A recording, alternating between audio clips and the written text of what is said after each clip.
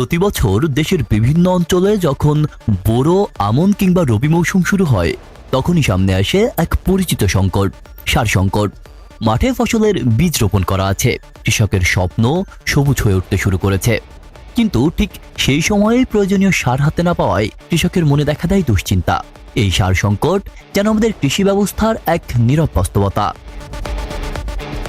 সার সংকট তৈরি হওয়ার পেছনে রয়েছে অনেকগুলো কারণ, যার কিছু দৃশ্যমান, কিছু অদৃশ্য। আন্তর্জাতিক বাজারে দাম বৃদ্ধি, আমদানি ব্যয় বেড়ে যাওয়া, ডলার সংকট, বন্দর থেকে পরিবহন বিলম্ব, সব মিলিয়ে সরকারি গুদামে সার মজুদ কমে আসে। আবার অনেক সময় মৌসুমের শুরুতে একসঙ্গে চাহিদা বেড়ে যায়, কিন্তু সরবরাহ সেই অনুযায়ী বাড়ানো সম্ভব হয় না, ফলে সৃষ্টি হয় ঘাটতি। এই সংকটকে আরও প্রকট করে তোলে কিছু অসাধু সার ব্যবসায়ী।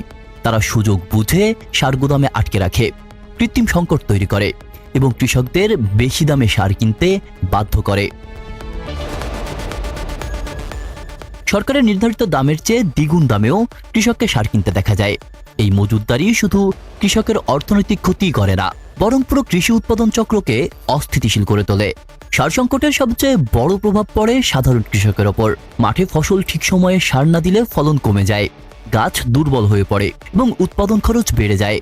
তাই অনেক কৃষক বাধ্য হয় অতিরিক্ত দাম দিয়ে সার কিনতে, আর যারা কিনতে পারেন না তাদের চোখের সামনে ধানের শীষ হলুদ হয়ে যায়, ফসলের স্বপ্ন মরে যায়। এই সংকট কৃষকদের জীবনে যে গভীর চাপ তৈরি করে তা পরিমাপ করার মতো নয়। খাদ্য নিরাপত্তার উপরও এই সংকটের বড় প্রভাব রয়েছে। ঠিক সময়ে সার না পাওয়ার কারণে বহু অঞ্চলে উৎপাদন কমে যায়। ধান, গম, ভুট্টা কিংবা আলু সব ক্ষেত্রেই দেখা যায় ফলনের ঘাটতি।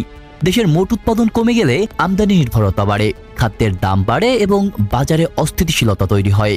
সার সংকট মোকাবেলায় সরকার বিভিন্ন পদক্ষেপ নিলেও সমস্যা পুরোপুরি সমাধান হয়নি।